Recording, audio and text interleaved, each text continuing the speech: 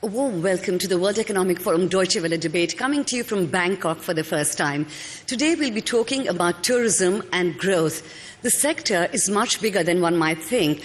Estimates show that in 2011, travel and tourism accounted for 9% of GDP and 9% of jobs worldwide. Now, in the coming decade, the biggest growth is expected to be in the Asia-Pacific region. So how can travel and tourism become a force for positive change in Asia and the Pacific, especially in the 10 countries which comprise the Association of Southeast Asian Countries, or ASEAN? To find out, we have an excellent panel for you. Starting with Sebastian Maro, who is the Executive Director from Friends International, and is also a social entrepreneur. Gerald Lawless is the Executive Chairman from the Jumeirah Group, United Arab Emirates, and Gerald's also a co-chair of the World Economic Forum East Asia Summit. Now, Mari Elkapangestu is the very dynamic Minister for Creative Economy and Tourism from Indonesia. Then we have S. Iswaran from Singapore. You're the Minister in the Prime Minister's Cabinet. And finally, we have Márcio Favilla, Lucca de Paula, who is an international bureaucrat, and you are the Executive Director at the United Nations World Trade Organization. A very warm welcome to all of you. Thank you.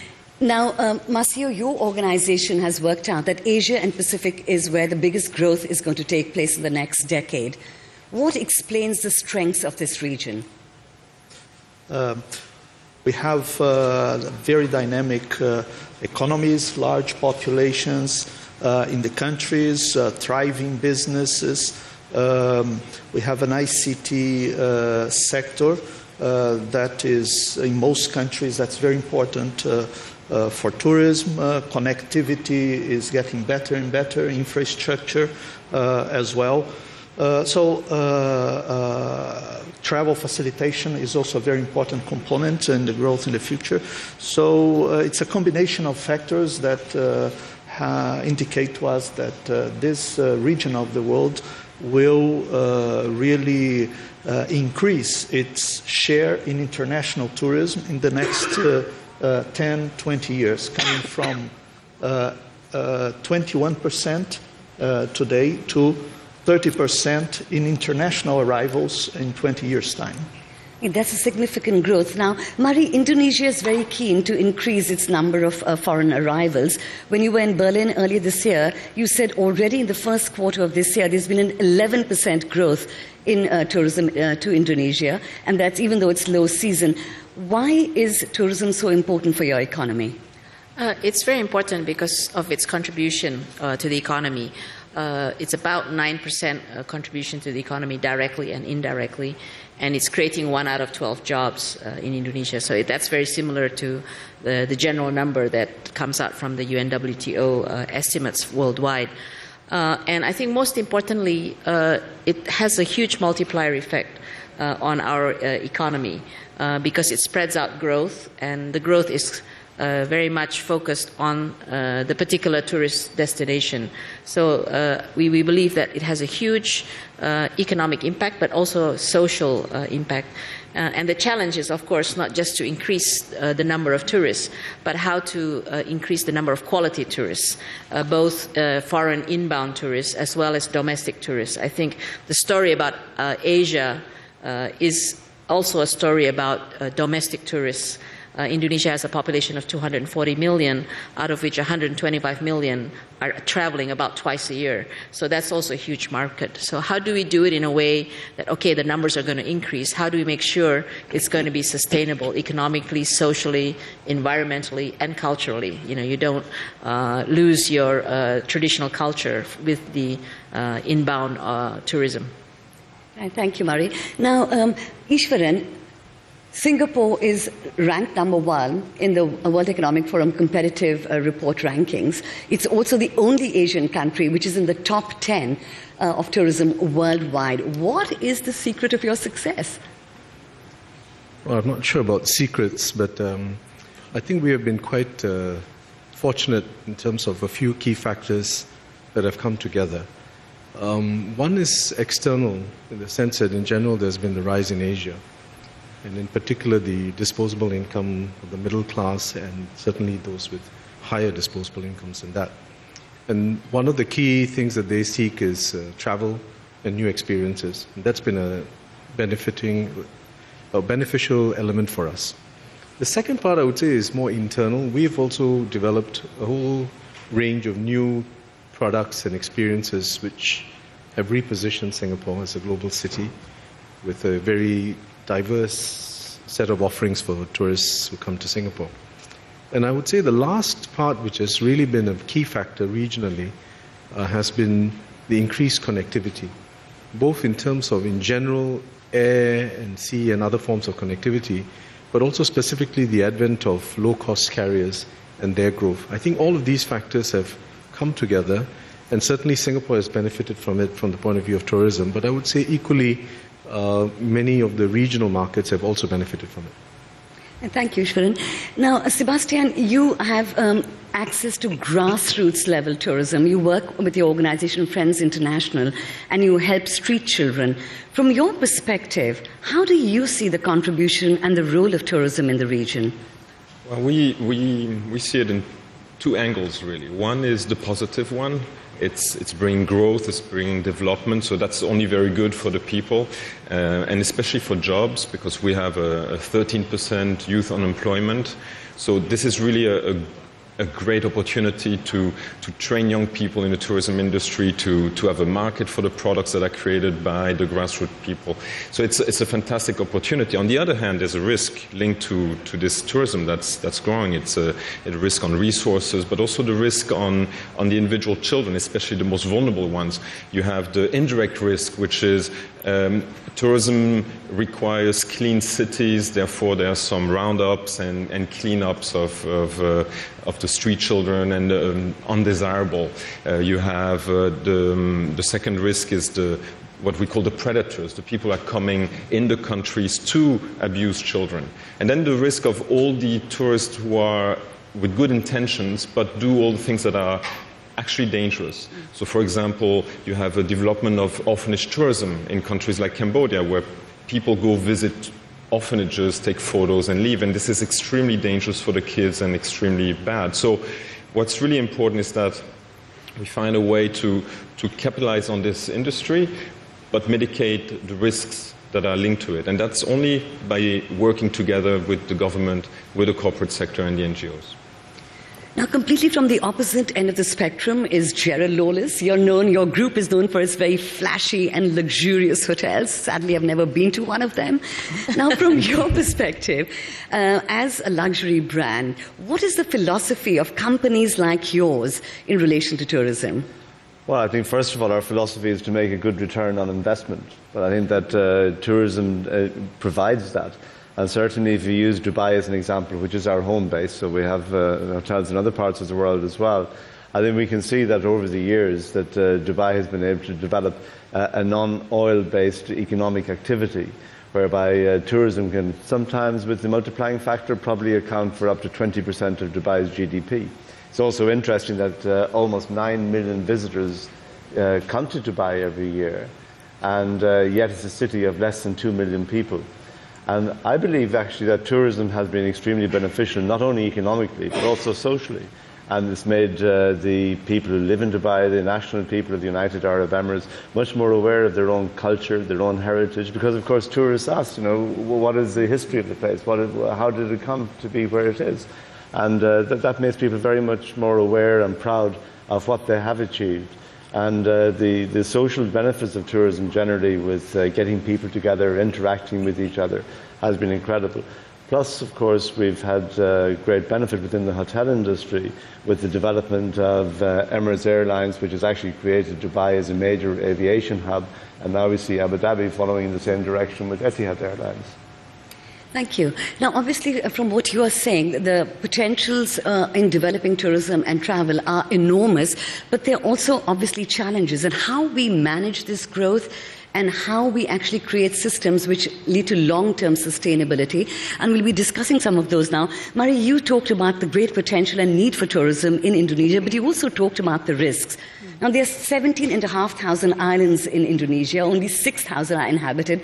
Do you really want tourists swarming around all on your beaches and your wonderful forests? Yeah, this is exactly the challenge. So what we're doing is we have to design our strategy appropriately. You would have destinations which can cater for large numbers, such as Bali, Jakarta, Surabaya, and even Yogyakarta. But you would also have places where you wouldn't want too many people to come. And that's where you would probably have to put limits in terms of numbers, as well as manage the sustainability, and use it as a magnet to go to other regions. You can take an example like Pulau Komodo, where the Komodo dragons are. If you can't have too many people because it disturbs their habitat, and which will endanger them, even though it is an icon. But it's a draw card still for people to come to visit their surrounding areas. So I think we need to really focus very much on developing sustainable tourism in the different sites. And apart from the environmental issue, I think the social and cultural issue is very important. I think for the social issue, you've got to really try to develop the tourism destination by including as much as possible the community around it, including the youth and the children, to make sure that the children not to be involved in the tourism, but to have that awareness of the risks, the negative risks. But taking advantage of the positive outcomes means you have to do training, human resource development, and what I don't know what to call it, but how do you procure as much as possible the goods and services for the tourism industry in that particular location locally? In CO2 emission, you have things like carbon miles. So it's a similar concept. Maybe you have carbon miles because if you're procuring as close as possible, you're obviously minimizing the CO2 emission. But maybe we can have social miles. If you're procuring as much as possible locally, you're benefiting the local community, and it will make your tourism more sustainable. You won't have protests against that. Now, that sounds like a very good blueprint for developing tourism in this region. But often these decisions are taken at the national level. But Sebastian, do they actually filter down to the local level? It depends on the type of tourist, because tourism is not one group. So you have the ones that are really with the communities and want that interaction, and others who are really not interested and go directly to the temples and big tour. So the ones that are directly with the communities have a tremendous impact there. Positive, but also sometimes negative. And this is where the work has to be done. It's with those groups. Now, for Singapore in particular, Iswaran, managing growth is a huge issue given that how small the country is. What are the lessons that can be learned actually from Singapore as to how to manage this influx of particularly foreign tourists? I was listening to you describe how many thousand islands Indonesia has. Exactly. We would like to have that problem. I think it's a very different... I think the nature of what is sustainable and what the strategy you adopt should be is really a function of your circumstances. We're a city-state. We had 13.2 million visitors last year on a population base that's about 5.5 million. And that's a record number. It's been compounding at double-digit rates. The contribution in terms of value add is about $22 billion Sing dollars. So it's substantial, but clearly you want to shape the direction in a manner that will continue to yield good contributions to the economy, create good jobs, but be developed in a manner that is deemed to be sustainable by the population and in general by the industry.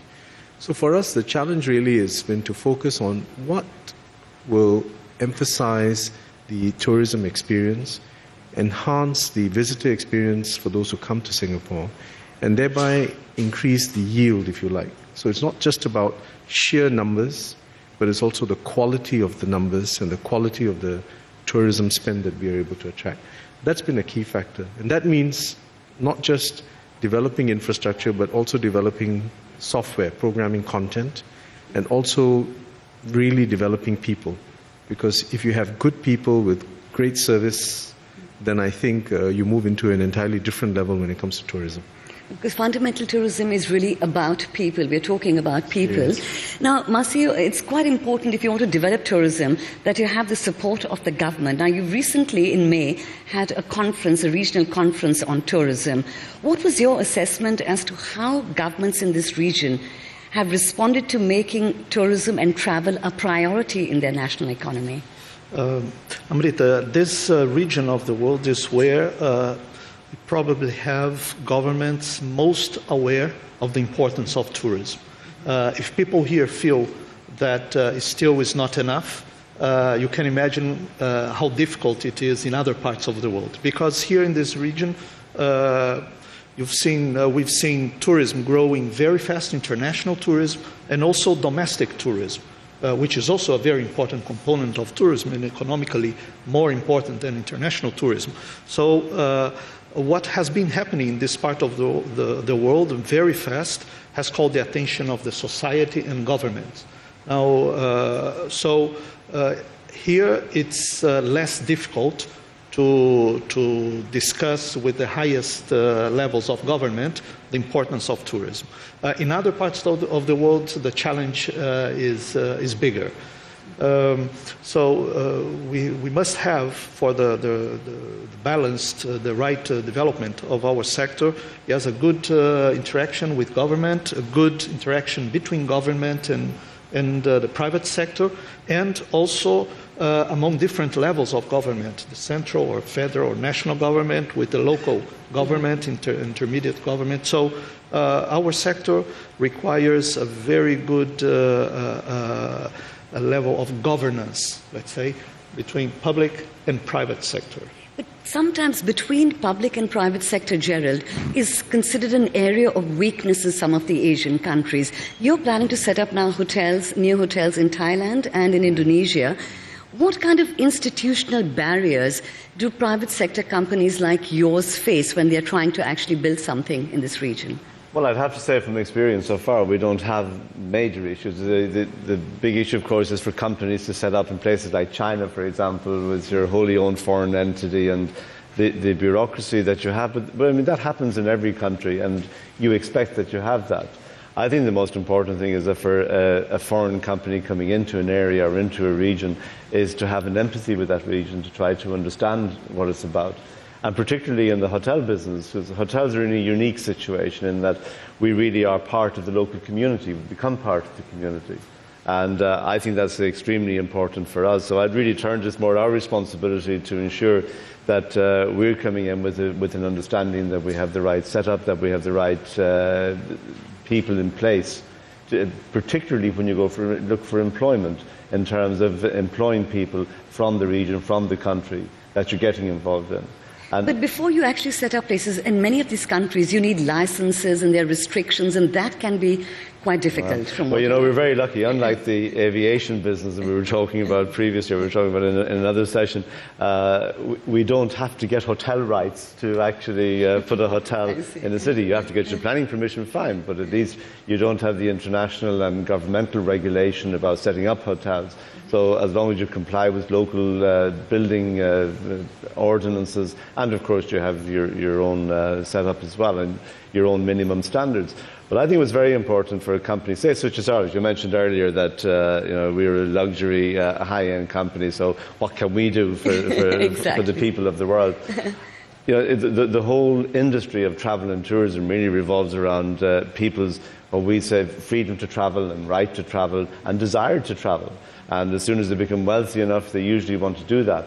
And we feel that at our end of the business, and we've coined a phrase, that we want to create an environment within our hotels, particularly in tourist areas rather than, say, just corporate areas, where our guests can enjoy luxury without guilt, luxury without feeling guilty. And we've had this, this is still one of my own little dreams that I'd like to put forward at some stage. We've had discussions actually in Bali, of all places, where we've already signed a management agreement for a hotel in a beach area in Bali. But we also have a possibility to go to Ubud, which is a beautiful, pristine, very delicate area from the point of view of the ecology and everything. But when we visited that site, we said, wow, we passed through a village on the way, and then we visited the actual site where we're going to have the hotel. And we came back afterwards, and we're setting up in Jumeirah at the moment what's called the Jumeirah Foundation, which would be a foundation from a charitable point of view. We said, wouldn't it be great to actually go back into that village, to talk to the villagers, to ask them what we can do in the 18 to 24 months it takes to build the hotel, to ensure that their people are employable. What training can we do? And we would fund this from the Jumeirah Foundation, not from the investor or the owner of the hotel. Now, one of the interesting things which both of you raised was about domestic tourism.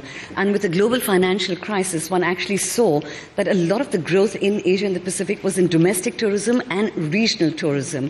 Now, are the needs, and I'll put that to you, Mari, are the needs of domestic tourists and foreign tourists quite different? If I look at the growth of the hotel industry in Indonesia, it's at all levels. All the way down to the no-star hotels, as well as homestays. I think homestays is growing, and this is actually where, at least in the case of Indonesia, the large hotels are actually helping these homestays. You know, what's the standard? How do you actually give service at that level? And that's become very popular. So I think we see, and a lot of domestic tourists actually like to stay at the low-cost hotels or even at homestays, because it's almost like I'm living in the city and my children do not even know what a live chicken looks like. You know, it's kind of this urban middle-class phenomena. So they take back their kids to the villages to experience the lives of the people of Indonesia, so they learn about Indonesia. So I think one of you mentioned about the importance of tourism as a way to also learn about your country and be proud of your country. Yes. So that's also what we would like to be continuing to develop. And of course, we have a large domestic market. And ASEAN tourism, I think if you look at the growth of tourism in ASEAN, that's large, huge. And right now, last year was 82 million, I think. And out of that 82 million, 50% is actually intra-ASEAN. And so that's another part of the regional integration. You're getting to know each other, you know, as ASEAN, and you become more, the identity of ASEAN becomes stronger. We'll talk more about ASEAN in a second. I just wanted to ask you about this foreign investment and people coming in from outside to invest here. Márcio, how serious is the problem of leakage there? When investments are made here, there's a lot of criticism from anti-tourism advocates that actually the profits from big enterprises are siphoned off and actually go back overseas and don't benefit the local economies as much as they could. Well, this is a discussion that we see all over the world. In some countries more, other countries or regions less. We don't have figures for that. But let's say that one of the public policies, one of the government policies that can be developed, and this in conjunction with the private sector, is how these investments, when the private sector comes to invest, whether it's a national investor or international investor, how more benefits can remain in that area, in that community, in that region. And let's say that countries with a larger economic base tend to keep more within their economies the benefits of investment. That is true, but that can be developed also. First, you have to have that, let's say, good problem of the investment. Then you deal with not then with the leakage, but at the same time you can start dealing with it so that the benefits can be more stay in a large proportion. National economy. Yes. And of course, foreign tourists are quite important as a means of foreign exchange for all the ASEAN countries. Yes. Sebastian, I wanted to ask you, but we were talking about mass and class. I mean, how you must come in contact with a lot of, say, backpacking tourists. And what is your experience as to how they contribute to the local economy? You're based in Cambodia, but you also have organizations in the whole region. The backpackers are actually, in general, staying longer and spending actually a lot of money. They're looked down upon because they're not the high class often, but in the local communities, they're the ones who are contributing the most, buying at the local stalls, buying the local food, buying the local products, having this personal interaction, and they're the ones who are really building a bridge. There are some negative consequences to that because often they get too close and create problems. or they don't know how to react, because when you're so close to issues, for example, you see so many begging children, you see a crisis on the street, you don't know how to react, and what you do might be actually negative and dangerous. So it's important that these travelers are educated, informed, and told how to react when they see a situation so that they don't make it worse than it was. But they are really crucial for the local people. And Rita, I must say, as a father of a gap year student, I assure you they spend a lot of money, but not their own. If I may augment what Sebastian and Marie said, I think it's, from our studies, it's quite clear. There is a growing segment of the tourism market which may choose to travel budget, may choose to stay in budget hotels, but in terms of their spend on shopping, on entertainment and experiences, they tend to be quite liberal, because that's their trade-off and how they want to work out the equation. So I think we should be quite clear that we should look at the aggregate and not just look at specific aspects of how they spend the dollar, because at the end of the day, for the region, it's important to be well positioned to appeal to the entire spectrum of tourists. I'm sorry to keep interrupting, but I really want to take you up on something you said as well about this idea that foreigners come in, they invest in a country, they take all the profit out. I mean, just think, if somebody comes in to build a hotel, and usually it's on a management contract or a joint venture with a local investor, but just think of all the money that goes into the economy, not just from subsequent visitors, foreign visitors, but from building a hotel. All the furniture, all the bedding, everything that you do to build a property usually is sourced from within the local markets. And it's not always imported. And more, Europe, for example, is importing goods for China and everything from countries like Thailand. So I think there's great benefit, and coming from a country like Ireland, which you know very well, it probably gets more FDI than most other countries in the European Union. And lots of citizens used to complain that profits from exports were tax-free, and therefore they only provided jobs. Well, we all know the benefit of those jobs. That's right. Now, talking about kind of ASEAN as a destination for tourists, aren't you all in the end competing against each other for the same market? No, I think there's enough there and enough inbound tourism, and I think what we already have visa-free travel within ASEAN, and what we're trying to do next in the next stage of the development of cooperation in ASEAN tourism is basically two important issues. I think one is connectivity, airline connectivity, and this Open Skies by 2015, which is for ASEAN, as well as hopefully with a number of our dialogue partners. Second, we're trying to develop the idea of an ASEAN common visa. So it's like a Schengen type visa to ease travel for non-ASEAN visitors to come to any entry point in ASEAN and then travel within ASEAN without requiring a visa. So that's kind of the idea. And we want to be able to develop ASEAN as a joint destination, basically, yes, so that you have think choice. The idea of an amazing, attractive ASEAN, AAA, a triple rating for tourists.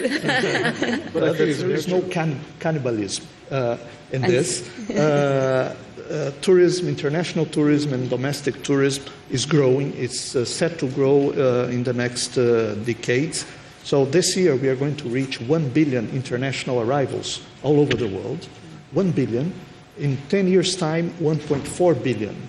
In 20 years' time, 1.8 billion. Now, in Southeast Asia, the countries will receive almost twice as many in 10 years' time and 3 times more in 20 years' time. So international tourism is growing, not only from the long haul, but also from the region. And the more the countries cooperate, the better for them. But one of the avowed aims of tourism and travel is actually job creation.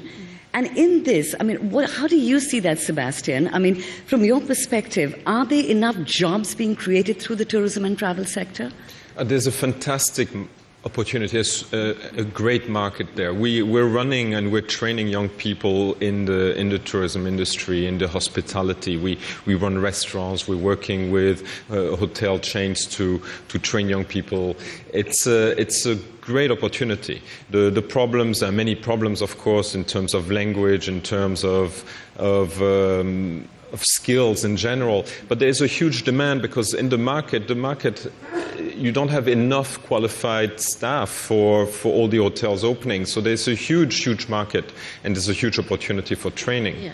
The problem I see is there are opportunities in terms of markets, there are opportunities in terms of destinations, but the risk is that it opens up so fast that people are not ready and the communities are not ready. And we'll have tremendous problems. We saw Cambodia opening up really fast and then having to backpedal, saving the temples, the impact on children. The next is Myanmar. What's going to happen in Myanmar?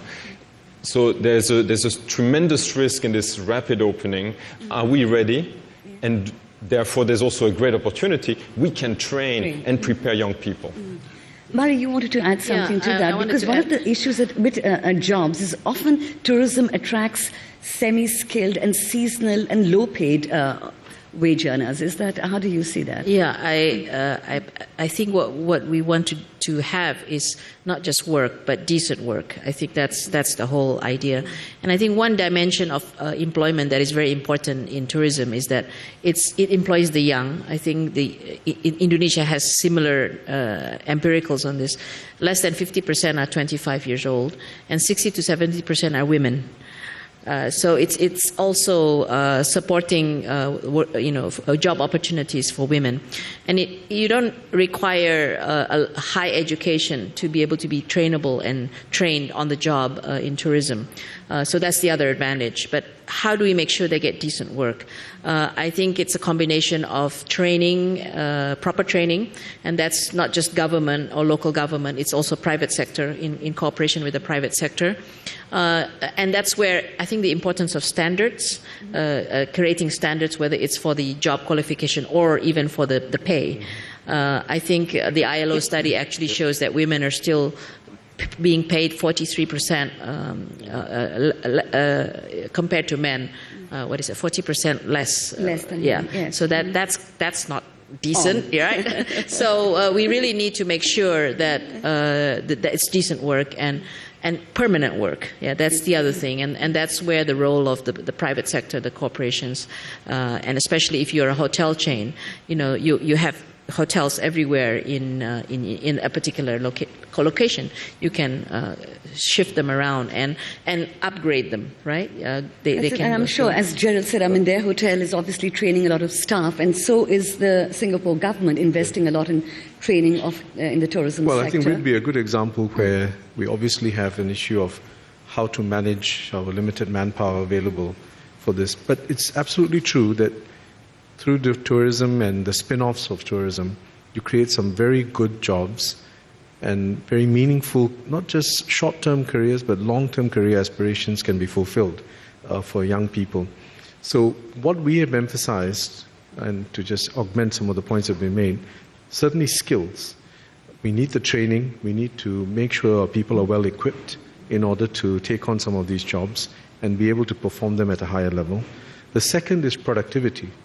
Because productivity, in a way, is an important factor that will underpin the level of compensation that you can offer and how competitive the business will be in providing those services.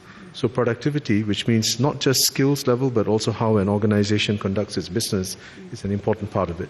And the other part that we have increasingly sought to emphasize is flexibility in work arrangements. So, for example, women in Singapore, one of the things is some desire to stop work when they have family responsibilities. The question then is, can our work practices be more flexible in order to draw them back on a part-time basis in the first instance? And that means higher participation rate and overall more resources for economic growth and tourism development. Márcio, one of the problems that I see with the tourism sector is the fact that it is very vulnerable and susceptible to shocks, be it a financial crisis, be it a health scare like SARS, swine flu, bird flu. It's also very susceptible to fuel, fluctuating in fuel prices. How does one make this sector actually more resilient to cope with these volatilities? Yes, it's vulnerable but extremely resilient as well, because it recovers very fast. And we've seen that throughout, let's say, the last decade, when we had all types of situations, and tourism has recovered very, very quickly.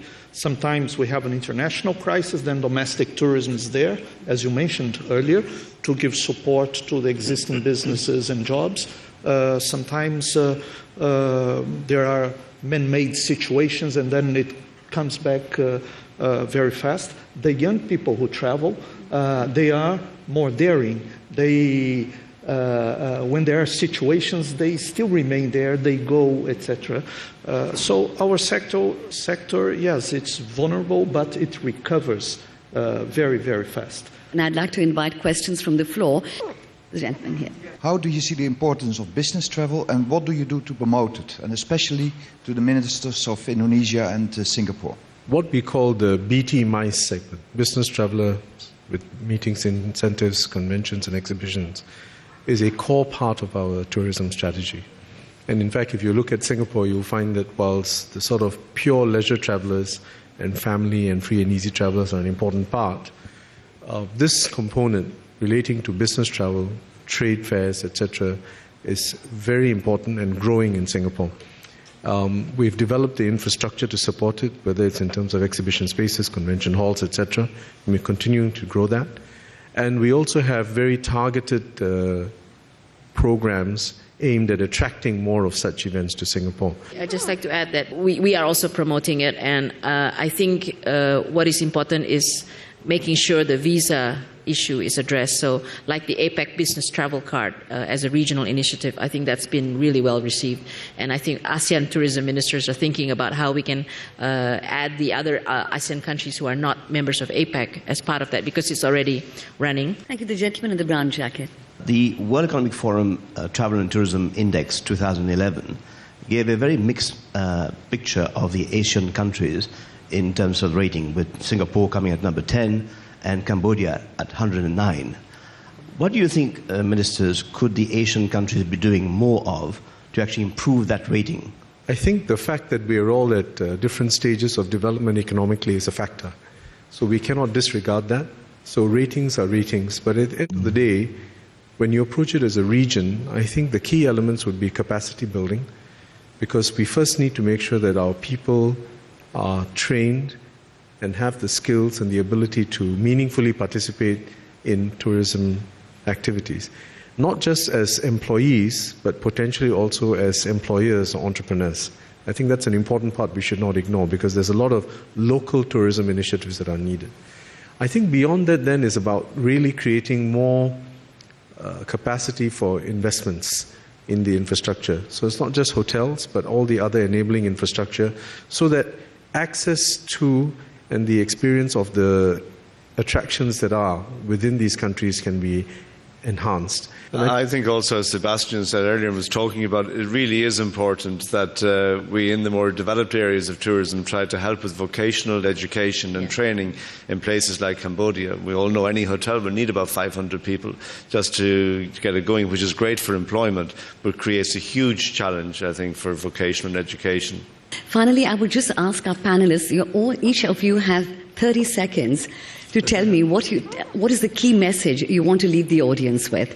30 seconds each of you, starting with you, Gerald. Well, I think that, first of all, we have to recognise, it's very easy to say, especially going first, that tourism is a force for good. We can see cities like Rome, for example, that haven't been overrun, that have been preserved because tourists have asked the people, look, this is a great place, you must preserve it. And I think it's also something that will always be great for employment and will have great social benefits for communities around the world. Thank you. Sebastian. I think that with this rapid growth just now, we have a common responsibility to prepare the communities to absorb these incoming tourists, to prepare them to be ready for jobs, but also to face the risks that come with it. And the second is to prepare the tourists themselves to be child safe or community safe tourists, respectful of the places they go. And that's a lot of preparation and training that we all have to do together. Thank you. Iswaran? I would say three things. One, I think the opportunity is clear, present and significant. Second, I think in the region we need to continue to build capacity, which means people and infrastructure. And third, I think there's tremendous scope for collaboration between the public and private sector to realize the potential of tourism. So I think what I would say is there's great scope. Let's work together to make it happen. Márcio? We all work in one of the most fascinating economic and human activities in present times. And there is only scope for growth in this sector and to bring benefits to the whole mankind, to all parts of the world. And of course, with big numbers, we have growing responsibilities. They come together. So we have to find the right ways to bring the right benefits, that they are there, they are at hand, while minimizing the negative impacts that these activities can bring to the communities and to countries. Thank you, and I always want the woman to have the last word. So, Mari, what would you like to say? Well, I think we must make sure that the drums keep on rolling to say that tourism is an important driver for growth and creation of decent and permanent work. Second, to realize that potential, it needs national priority as well as regional and international prioritizing of this issue. And it needs a whole football team approach. Now, as we heard, the potential for tourism and travel is enormous, but we can't let ourselves be dazzled by sheer numbers. We have to focus on the quality of our growth. We have to make it long-term and sustainable. It's quite clear there's not one model for a country. Each country has to decide its own priorities and at the same time work in synergy so that they can lift the whole region.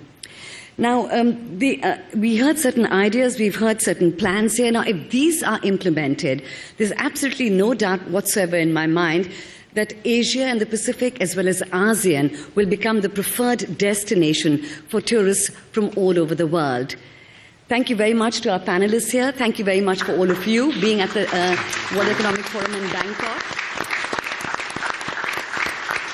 And thank you very much to the audience, wherever you may be. This was a Deutsche Welle World Economic Forum debate. Really good to have you with us.